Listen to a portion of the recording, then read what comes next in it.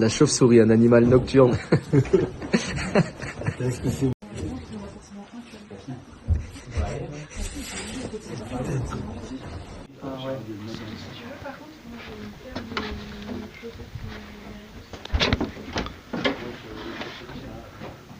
Mine de rien, c'est ça qui est bon, il est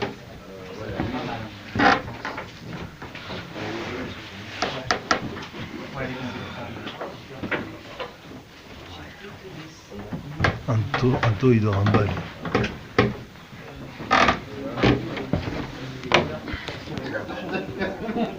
Là, je remets délicatement, ça la nourrit, ok. Et je la laisse vivre tranquillement. Oui. Reprends mon souffle. C'est ça que tu mets. Non, c'est pas si cramant que ça, mais Et une petite rafale de vent. en vrai, moi je vous donne ma petite excuse.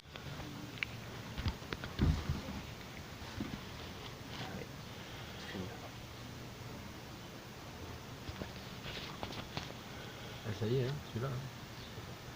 Ah, ça crépite fou. Oh, il y a un trou là. Voilà comment la chicha a été inventée. Et on va récupérer nos premières flammes. Bravo. Bravo. Donc les premières flammes, ouais, on peut les reperdre. Ça manque. Le système il est toujours à 3 composantes, ok.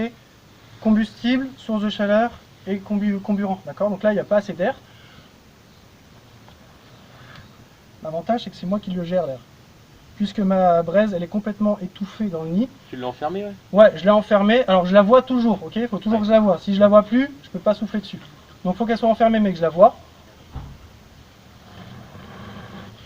Pour que je puisse avoir moi le contrôle sur l'air que je donne dedans. D'accord. Le renard a été source vecteur de l'échinococose, alors que vraiment pas du tout, scientifiquement c'est plus que archi prouvé. Et depuis les années 80, 75, je sais plus exactement, je vous ai dit j'étais pas très bon sur les dates, faut que je vérifie la date exacte, mais en gros il y a eu 280 cas d'échinococose. Ça va bien toi Henri? Oui. Ouais, c'est la démarche. Hein. Et de toute façon, je roule sinon. Hein. Laisse-moi finir. La variété, à mon avis, tu ne sauras pas ce qui a déclenché cette affaire. Parce qu'on va un peu tout bouger. C'est pas mal hein. L'atmosphère, donc en fait ce qu'ils voulaient voir c'était est-ce qu'il y a une pollution atmosphérique de l'eau de pluie avant qu'elle arrive. Oui, mais déjà à hauteur, à plus d'une mètre d'altitude, l'air, l'atmosphère est polluée. Ou alors l'eau qui s'évapore, on se retrouve quand même avec du microplastique dans l'eau qui passe en état d'évaporation. Et en Antarctique, on va retrouver aussi des précipitations d'eau de pluie qui contiennent des microplastiques. Aujourd'hui, lorsque vous mangez, moi je suis conservatif, lorsqu'on mange, lorsqu'on boit, par mois, on ingère l'équivalent en plastique de quoi? Allez. Une carte blanche. Ouais, On a lu le même article. ouais, on ingère l'équivalent d'une carte de crédit en plastique par mois. C'est sympa, hein? Dingue. Et dernièrement, aux États-Unis, ils ont fait des analyses sur des nourrissons, et en prélevant le sang et tout ça. Des nourrissons nés il y a quelques heures. Pour me casser la figure, c'est pas grave. On dégage la surface le plus possible. Alors là, je fais exprès de me mettre là où c'est dégueulasse, hein, il y a des zones où c'est tout propre. Donc on dégage la surface, on immerge le contenant, on prend l'eau en demi-profondeur, ok. On nettoie la surface, voilà, j'ai fait exprès de faire un truc dégueulasse, je vais faire quelque chose à filtrer après. Et quand je vais ressortir mon gobelet, pareil, je renettoie la surface et je récupère. Okay. Vous allez voir, la collecte, l'eau, elle va pas vous traumatiser. Il y a juste plein de débris parce que j'ai fait l'idiot. Mais l'eau, regardez, bien. elle est loin d'être dégueulasse. Ok, ça va plutôt bien même. Par contre, on a plein de débris. Ça, psychologiquement, on n'est pas trop enclin à vouloir les boire. Ok, même si on va pouvoir mettre. Voilà. On laisse la filtration se faire. Donc on a déjà un temps de filtration. En gros, plus votre eau met du temps dans un filtre, quel qu'il soit, mieux c'est. Okay. Si ça passe en mode direct, on peut se poser une question de est-ce qu'il y a assez d'épaisseur de tissu, ainsi de suite. Okay. Là, une fois que j'ai fait toute ma filtration, donc je récupère mon eau plutôt bien. Ok, bon là, juste sur un filtre mécanique, il n'y a rien de fou. Mais il n'y aurait pas besoin de plus. Votre eau là, elle est claire. Okay. Donc psychologiquement, elle est buvable par absolument tout le monde. Il n'y a plus de problème. Juste à faire bouillir. Ouais. Ah bah, ça y est, Oh putain, j'avais pas vu. ça a l'air d'être un peu mieux.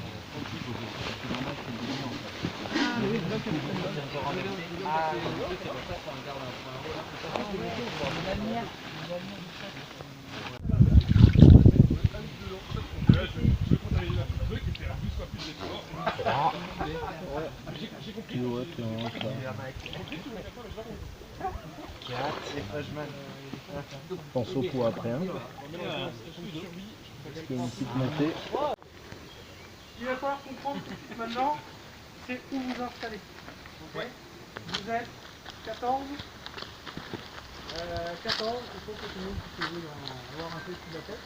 Alors 1 pour avoir une jambe, 2 pour avoir une jambe. Si jamais il y a un peu de vent côté, ben, que rien ne vous tombe sur la tête, il faut que l'abri qui prenne. D'accord. Et 3, un abri qui vous préserve un peu de chaleur pour la nuit. Parce que cette nuit, regardez, il fait pas 6. Il fait 7. On est là. On est là. Il faut pas le faire aussi au son du feu, de pas être trop loin. Dans son axe à elle, faut pas la forcer à la tente comme à quelqu'un qui va la J'ai fait pareil. Ouais. J'ai fait pareil. Il a dit 2 goyots comme ça, on n'en avait pas. Je te jure. Mais je te jure, je sais pas comment il.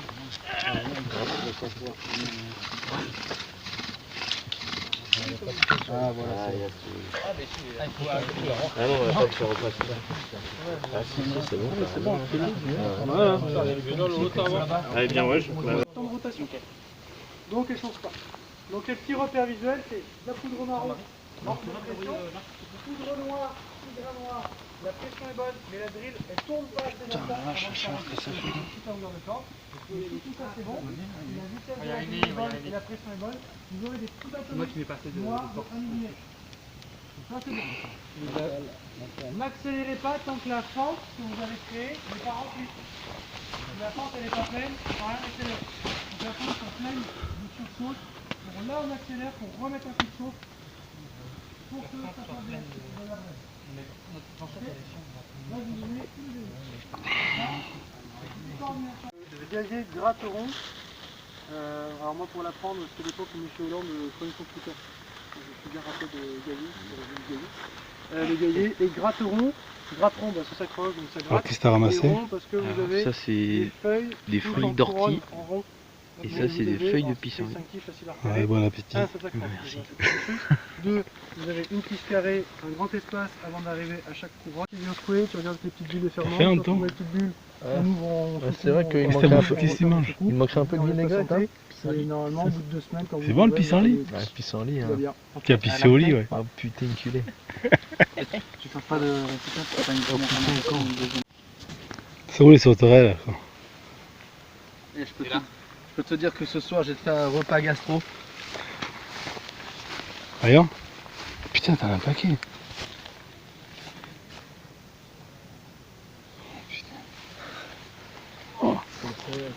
Vas-y, ça, il faut que je filme parce que. Regarde-moi ça. C'est quoi alors? Des belles limaces. 12 belles limaces. Ça va jouer des cigarettes sur les limaces. Hein, moi, je vous le dis. C'est pas mal, non, Non, Ah oui, on les voit bien, les boyaux, dis donc. C'est noir, c'est sombre. si tu connais, oui, tu connais, donc tu peux lui montrer, puis sinon. Et les boyaux, du coup, t'arrives à les... Ouais, On vire tout ce qui est noir là. ouais, tout ce qui est noir, tu le vires. Ah ouais, d'accord. Ça part bien, dis donc. Il y a tête là ou pas? Non, il n'y a pas vraiment de notion de tête, là, tu vires surtout ouais, tout ce qui est noir dedans, tu dois avoir un pied qui est. Comme un chef. Elle Tout bouge l'intérieur, encore, c'est une dinguerie quand même. Ouais, c'est les réflexes. Ah oui, les réflexes du cerveau. je vois. Là, tu vois, il y a encore du noir, faut tout Ouais. bien virer. Alors, l'importance de bien nettoyer.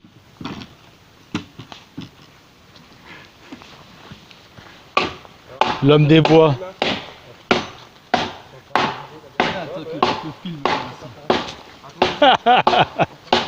J'ai même pas essayé le hamac encore.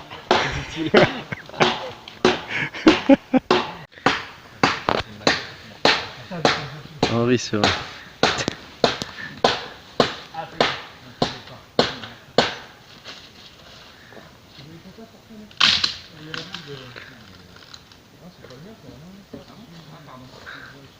Les deux machettes.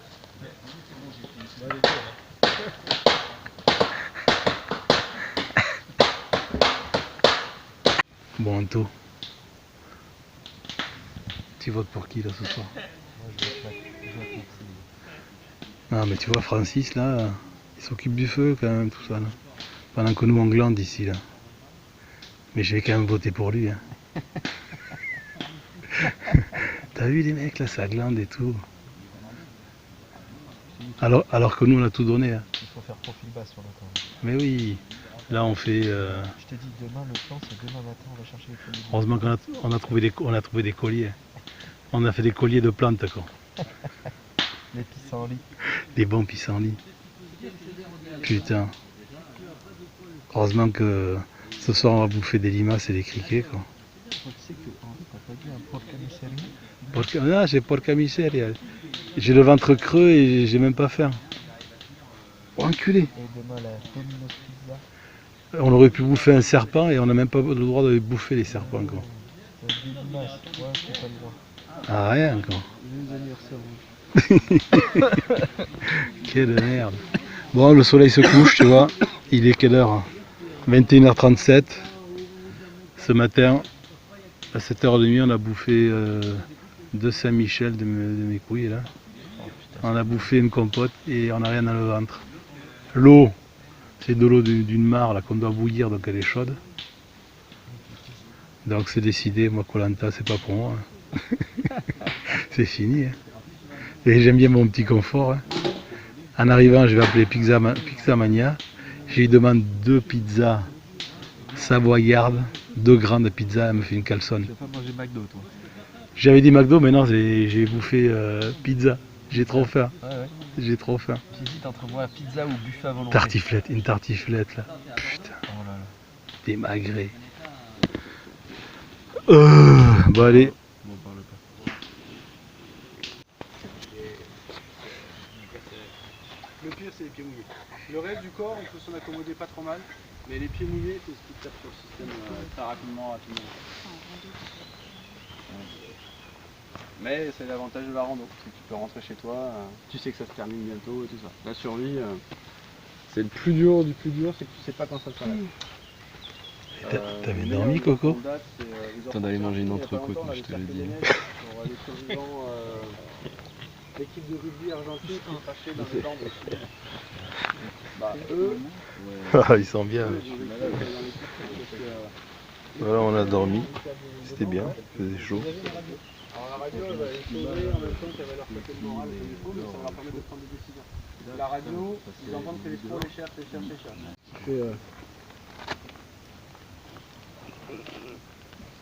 C'est qui fait très neigeuse là. Faut chauffer un peu d'eau. Un peu d'eau. Alors vraiment pas beaucoup. C'est une goutte.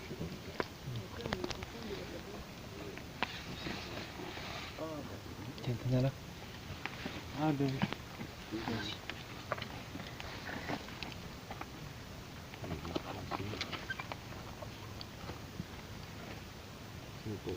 Limite mouiller son doigt et la mettre dans la cendre.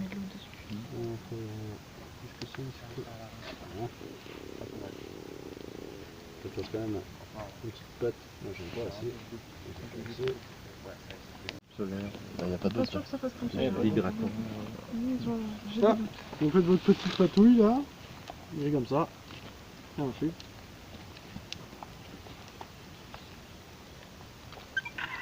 Et vous brassez les dents, tranquillement. Tu peux mouiller le... Ouais, pour la photo, hein, tous. Tous les dents noires. Vas-y, Anto. Tu veux le faire? Merci. Attends, je peux pas le faire, j'ai le téléphone. Maintenant. Et j'avais un mérinos hivernal, pendant 6 jours, je l'ai gardé. J'ai gardé le même truc pendant 6 jours pour voir, c'est le test que je fais. Reculer peut-être un peu. Le 3, 4. Juste par habitude parce que c'est bien trop, on sait pas. Ça va péter. Ouais, c'est que ça peut faire un mouvement de balancier et ça peut faire une courbe, donc je veux juste pas vous prenez le bâton dans la tronche. Je mets pas le pied parce que nous, êtres humains, on est un peu cortiqués, on sait tout ce qui va se passer un truc, donc nous on a le réflexe de faire ça, d'accord? Donc je vais juste faire un mouvement de pompe, sinon le truc va se déclencher puis il va rien se passer. L'animal, lui, il sait pas qu'il y a le piège, donc lui il marche, il tape et il est parti. Donc, ok? Et l'animal se retrouve vraiment à faire ces espèces de tours là, à la noix. Donc ça c'est un piège qui est vraiment, vraiment pas cool. L'animal est capturé. Ah oui, il fait 2 semaines à la fin. Ah oui. Voilà, c'est tout fait tout.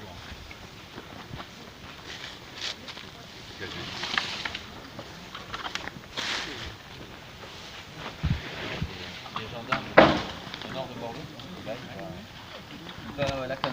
Bon, schrack, on est bon. Mais Ok. tu peux la casser en plus. Ouais, ça peut se casser en plus en faisant ça là. Donc la pierre à feu, c'est ça que je vous ai pas donné comme info. Efficace, je trouve, que de faire le tirer. Et surtout de gratter en amont, d'en mettre, d'accord. Là, on est entre guillemets sur. C'est pas de la madou. Je suis quasiment sous la voûte plantaire. C'est on va dire la base des coussinets des orteils, ok. Dessous là, qui est sur la planchette. Ce qui fait comme ça, mon tibia, il sert de tuteur à la drill. Ce qui va me permettre d'être au plus près d'elle et de pouvoir faire ce que j'ai à faire. Le mouvement d'archer, je le fais pas en biceps, parce que les biceps ils tiennent pas longtemps. Donc en énergie, ça va se cramer très rapidement. Je vais utiliser des muscles qui sont très endurants. Muscles endurants, c'est pectoral, dorsal, épaule. Donc quand je vais faire mon mouvement, je travaille en pectoral. C'est le pectoral qui va là-bas. Et mon archer, je vais faire en sorte qu'il ait toujours le même mouvement parallèle au sol. Et il va bouger un peu, la tête d'archer là-bas, vous voyez, elle remonte un petit peu ou elle descend un petit peu, mais pas excessivement, de manière à ce que ma corde reste sur une petite hauteur de quelques centimètres sur ma drill. Okay. Hein. Le fait de... Je suis quasiment sous la voûte plantaire, c'est on va dire la base des coussinets des orteils, ok, dessous là, qui est sur la planchette. Ce qui fait comme ça, mon tibia, il sert de tuteur à la drill. Ce qui va me permettre d'être au plus près d'elle et de pouvoir faire ce que j'ai à faire. Le mouvement d'archer, je le fais pas en biceps, parce que les biceps ils tiennent pas longtemps. Donc en énergie, ça va se cramer très rapidement. Je vais utiliser des muscles qui sont très endurants. Muscles endurants, c'est pectoral, dorsal, épaule.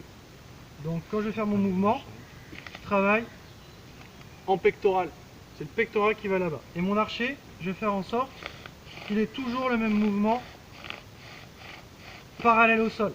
Et il va bouger un peu, la tête d'archer là-bas, vous voyez, elle remonte un petit peu ou elle descend un petit peu, mais pas excessivement, de manière à ce que ma corde reste sur une petite hauteur de quelques centimètres sur ma drill. Okay. Hein. Le fait de... La marque, vous voyez, elle est bien en retrait du bord de la planchette, elle n'est pas collée au bord. Sinon votre drill, elle va sortir dans la planche dedans. Là, comme je vais créer une ouverture, je crée une porte de sortie à la drill. Donc c'est pour ça que le mouvement d'archer, je le fais de droite à gauche, pour que la drill, une fois qu'elle sera positionnée dans le trou, elle ne puisse pas sortir vers là, mais elle soit bloquée par la planchette à gauche et bloquée par la planchette à droite. Okay, si je fais mon mouvement d'archer comme ça, bah la drill, elle là, elle a une sortie, elle veut y aller, elle va buter, elle va casser les mâchoires. Ou alors elle va être moulée par la planchette. Donc ça ne fonctionnera pas. Enfin, ça ne fonctionnera pas. Ça peut fonctionner, mais vous vous exposez à plus de contraintes à gérer. Donc on renlève toute la part de gâteau. On enlève autant de part de gâteau ici que là. On ne fait pas un truc en pente. Comme ça, ça permet d'amalgamer une bonne grosse colonne de chaleur et de sueur. On enlève bien tout parce que ça peut vous faire vriller votre sueur à un endroit en particulier plutôt que d'avoir un truc qui est uniforme. Et le rond noir, on vient enlever presque jusqu'au milieu, mais pas jusqu'au milieu. On s'arrêtait un peu avant. Il nous faut un petit réceptacle sec, donc une feuille sèche, pas une feuille verte, pour venir ici. Ce qui peut se passer dans les tentatives aussi, c'est que votre corde là, elle se détende. Alors soit vous prenez le temps de retendre la corde. Là, je vous donne tous les secrets. La drill, le premier étage, moi, il y a 8 ou 9 facettes en général. Deuxième étage, il y a 6 à 7 facettes. Et puis généralement, je termine avec un coup là-haut. Donc je reviens là. Et là, dans cette phase-là, on va avoir, donc, je mets mon poids dessus. De la pression. Donc si j'ai des copeaux, des petits bâtonnets noirs, ça veut dire que la pression est bonne. Et la vitesse de rotation de la drill est bonne aussi. Ah, ça décroche.